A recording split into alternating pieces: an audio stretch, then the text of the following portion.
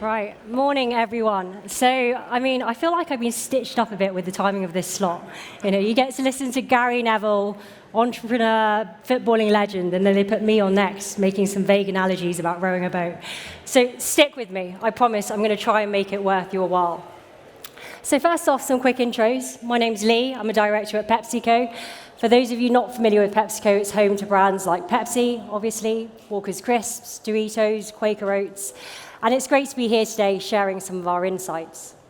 So, as Paul said, the theme of this festival is riding the storm. And what a storm it is. At a personal level, if I think back to the last few years, I almost can't get my head around the sheer scale of upheaval there's been. And I really feel like it's captured by this image that some of you might recognize from my title slide. So this is a print. It's Hokusai's Great Wave of Kanagawa. I feel like it really captures the feeling of the time we're in. The storm's raging, the waves are pounding. We actually see the last few years characterized by three waves of crises. So first, it's the physical health crisis. Obviously, COVID and all the ramifications that brought. Second, you've got the cost of living crisis, and we're very much still feeling this. And then finally, almost inevitably, you get the mental health crisis. Now, we're very much still feeling the effect of all these waves. And on top of this, you've got a storm raging, right? You've got the acceleration of digital. You've got political divide, aggravated social unrest. In this environment, people are feeling vulnerable. They're feeling financially exposed. They're struggling to cope. Fundamental beliefs, values, attitudes, they're all coming under pressure. And what does it mean? It means priorities are continually being reassessed. So this is a really tough environment. And in this environment, I want to start with two thoughts which really shaped what I'm going to talk to you about today. So the first is, when there is so much disruption, when there's so much change going on, how do you balance answering fundamental needs with knowing some of these needs will fundamentally change?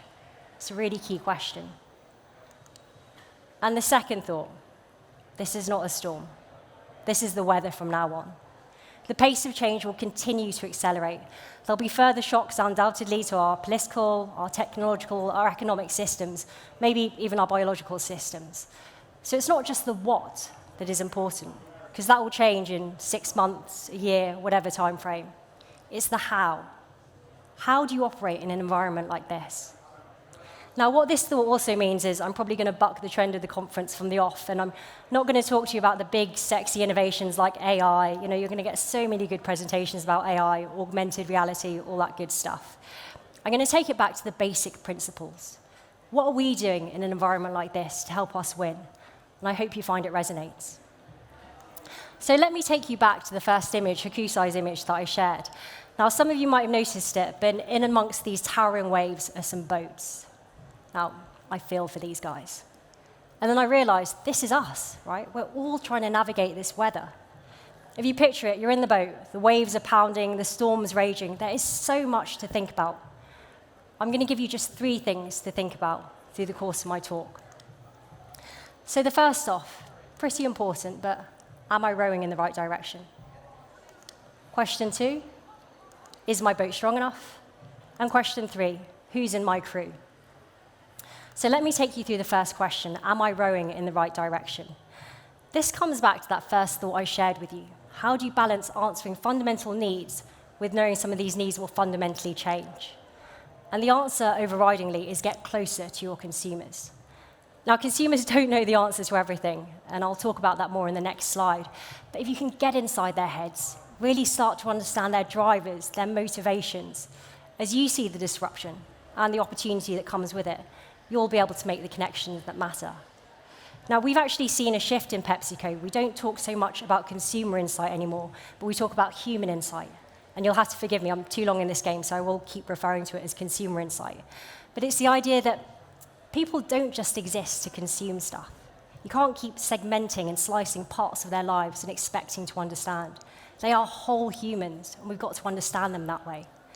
But human insights, consumer insights, it's not as simple anymore as getting 6 45 to 55-year-old ladies into a focus group in Slough, right? We've all done it. It doesn't cut it anymore. There's this great quote from David Ogilvy, which I'm sure a lot of you have seen. Consumers don't always do the things they say they're going to do. I mean, there's that big say-do gap we know there is with insights. They don't always know what they want. They don't always know why they do the things they do. And think about how this is exacerbated in an environment like this. With such pressure going on, it's just going to get more complex. So you've got all this great stuff going on, and at the same time, we've got vast access to huge amounts of data. I saw this really interesting thought, which I couldn't dig it out again for the life of me in advance of this conference, so I'm going to paraphrase it, but it was someone commenting on the sheer volume of human insight that were being contained simply in the Google search terms which have been entered. Can you imagine? I actually dread to think the insight into the human psyche that might give us. But we've got all this data. You've got your big data with the trends, the predictions, the analysis. And then you've got the thick data, the human stories behind this, right, which give context, meaning, which give us empathy. And you need both to have impact. The data needs the stories needs the data. And the key is, how do you harness this? How do you make sure this wealth of data isn't something else that you get lost in, that makes the environment more complex? How do you make sure it acts as a guiding light to give you direction in these times of uncertainty? So one of the ways we do this at PepsiCo, we've got something called the Insights Always On engine. Now, you could argue that as marketeers, we should have thought of a catchier name for this thing. But I promise the premise is still good. It's the idea that you bring together all these wonderful, big and thick data sources into one place where they can be curated, mined, and give back this multi-source, multifaceted human insight. And through doing so, you bring greater meaning, greater richness. So obviously, this is applied in lots of examples, but let me give you one really simple one. So in store, you've probably seen that Walker's is running a sandwich campaign, a crisp in, crisp out campaign. So where did this come from?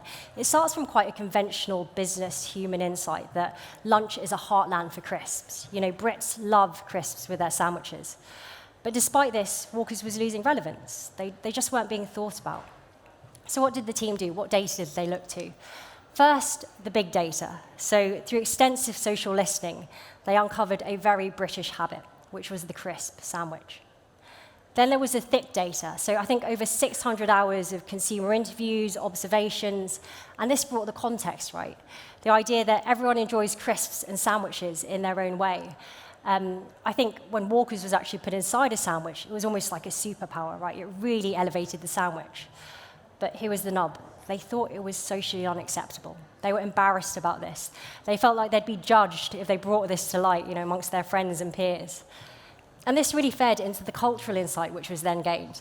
I don't know if you can see this meme, but I love it. It's Brits that put the tea in first, Brits that put the milk in first, the rest of the world wondering who would drink tea with milk. We Brits love a debate about food and drink. So all this came together, and it really sat at the heart of the Crisp In, Crisp Out campaign. It's the idea that we're united in believing that crisps improve a sandwich, but we're divided on the how. Are they alongside the sandwich? Are they inside the sandwich? And if you think about it, the team could have just seen that opportunity, put a pack of crisps with a sandwich and put it on point of sale everywhere and been done with it.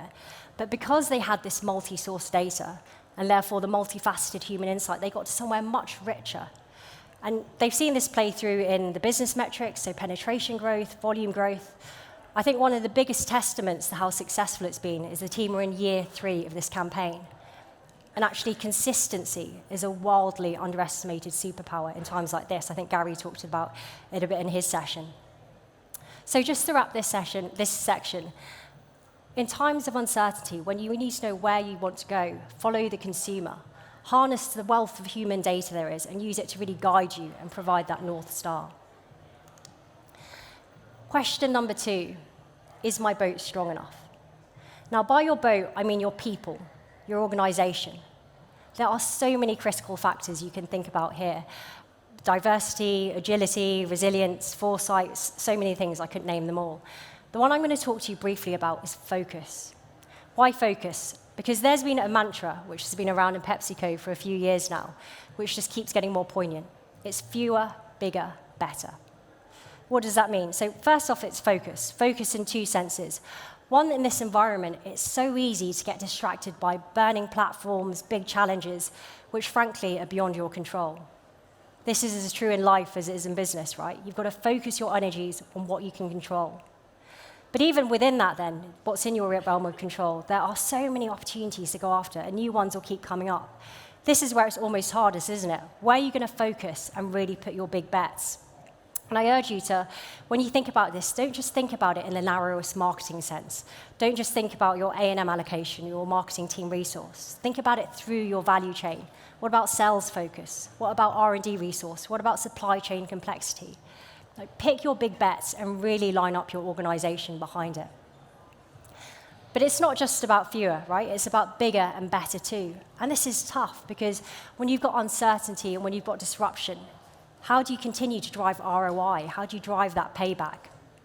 Now, I mean, with the whole theme of this conference, there are infinite answers here, and it depends on what you're trying to do. But I'm going to give you 3 core ones which I think stand the test of time. So the first is obviously focus, because naturally that amplifies for you. The beauty of focus is you concentrate more of your energy, more of your time, more of your resource into one place. But the second, and I'll talk about it because I don't explicitly mention it in my presentation otherwise, it's creativity, creative excellence. I think long gone are the days when creativity is seen as the pet project of the marketing department. Creativity is one of the most potent drivers of media ROI, of media effectiveness there is, and we need to recognize it as such and use it as such.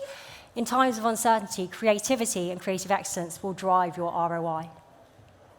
The third fundamental one, I go back to data, how you use data, how you use it to enhance, how you use it to sharpen. So again, another example in PepsiCo, we take our consumer data and we augment it through to media audiences. Don't ask me how this is done, it's through brains a lot more technical than mine, but effectively they take panel data, they mix it with data science, and we get these 360 profiles of our consumers. And what's the so what of this? Because it's always the so what we should be asking. It means we can sharpen our activation, whether it's digital activation, media buying, even in-store experience. Because it's not just about the right person. It's about the right person in the right place with the right message. You know, it's not about mass broadcasts anymore. Think about the proliferation that's going on. That's not going to serve you well. If I really boil it down, it's simply about how you use data to offer a better, more tailored consumer experience. Because by doing that, you will get the ROI. You know, when we activate against these audiences, we see a much greater sales uplift than you do against traditional audiences. So a simple thought for you guys there, fewer, bigger, better. Like, think about what you're going to nail and line up your organization behind it. So, last question to ponder, who's in my crew? Now, I'm going to change gears here, or rather, rowing oars if I'm really strangling through this analogy. But it's the idea, I'm not going to talk to you about behaviors or tech. I'm going to talk to you about something that I've seen reap huge reward in an environment like this. And it's something really simple, it's brand partnership. Now, why is brand partnership such an interesting tool in our armory in this time of disruption? If you think about it, for consumers, when there is change and upheaval, you know, they crave the familiar. They are looking for the things they know because these feel safe, these feel comforting. Equally, in an environment like this, you can't just rest on your laurels. You have to be disruptive. To cut through, you have to deliver compelling, disruptive value. Otherwise, you won't get a seat at the table. Now, do brand partnership right, and you can get this potent balance of familiarity with disruption. It's really, really interesting. And by the way, I'm not talking about your old model of brand sponsorship. This is about mutual value creation. You have to know how you're creating unique value for each other, and therefore for your consumers too. And this mantra that I talked about just before, of fewer, bigger, better, also stays true here. Who are the partners you're going to make really big bets with? So I'm going to give you 2 examples at different levels with this. First off, Champions League. So at a global level, we are partners with the Champions League. And I apologize to any Inter Milan or even United fans in the audience if it's still fresh. But you know, this is a massive partnership for us. But it's not just, mind, about putting a logo on a backboard while Pep Guardiola gives a post-match interview, right? Obviously, there is huge value in the media inventory we get with UEFA. But it's more than that. The Champions League is the biggest annual sporting event in the world. Through it, we get to connect with consumers around a genuine passion point. Yet, where critically, our products have a genuine role to play when they're enjoying watching the games, you know, on their own or with their friends and family. This is a huge win for us. And it doesn't stop there. You think about data partnership. I talked before about using data to offer tailored, more meaningful, more compelling consumer experiences. And that's absolutely what they do with this partnership. UEFA, they get to unlock expertise from our side, whether it's entertainment, things like the Pepsi kickoff show, or even sustainability. So some amazing initiatives have come out as a result of this partnership, whether it's simple things like at the women's final last year, we helped them implement circular economy practices, or the UEFA Foundation for Children, they're working with Lay's and they have this frankly amazing initiative where they create football pitches out of recycled crisp packets. And they bring this to communities where it will help strengthen that community, build it, and also give access to sport that otherwise wouldn't have been there. Some really powerful stuff coming out of this.